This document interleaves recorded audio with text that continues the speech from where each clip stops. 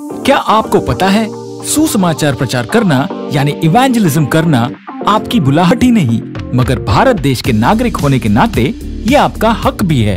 जी हाँ, आपने सही सुना। भारत देश के नागरिक होने के नाते सुसमाचार प्रचार करना या इवेंजलिज्म करना आपका कानूनी हक है। इसके लिए आपको कोई स्पेशल परमिशन लेने की जरूरत नहीं है। कोई भी कंट्री 3 तरीकों से चलती है। पहला, डेमोक्रेसी यानी लोकतंत्र।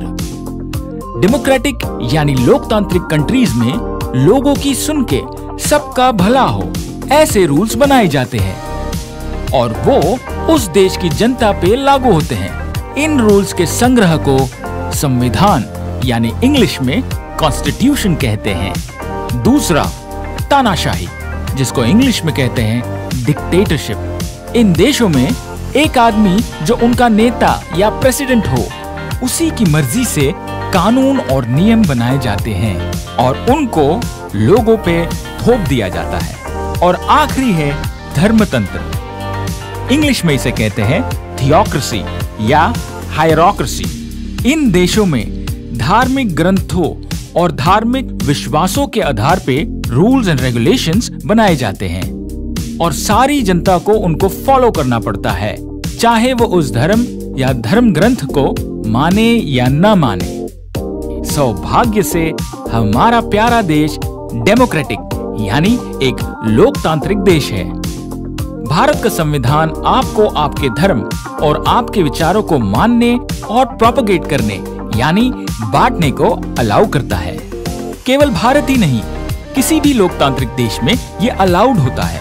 उसी की वजह से हमारे यहाँ के इस्कॉन मिशंस या कोई भी हिंदू धर्म गुरु किसी भी लोकतांत्रिक देश में जाके भारत के धर्म यानी सनातन धर्म का प्रचार कर सकते हैं।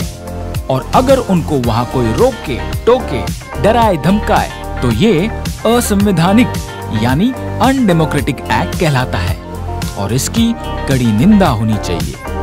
क्या आपको पता है 1948 में जब भारत का संविधान लिखा जा रहा था और सारे धर्मों को साथ लेके चलने के लिए रूल्स बनाए जा रहे थे, तो क्रिश्चियंस के लिए ही खास आर्टिकल 25 लिखा गया था, क्योंकि क्रिश्चियंस का परम कर्तव्य है अपने विश्वास को औरों के साथ बांटना।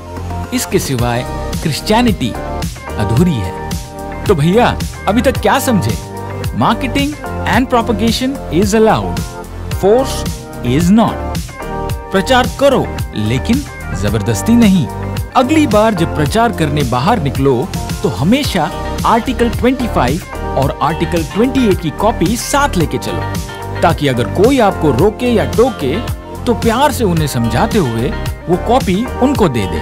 और कोई आपको पुलिस के पास ले जाने की चेतावनी देता है तो डरिए नहीं, आपने कोई कानून नहीं तोड़ा है। जय मसीह, जय हिंद, जय भारत।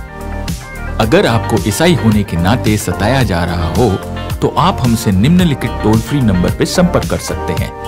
परसिक्यूशन रिलीफ जल्द से जल्द आपकी समस्या का हल निकालने और आपकी सहायता करने का प्रयास करेगा।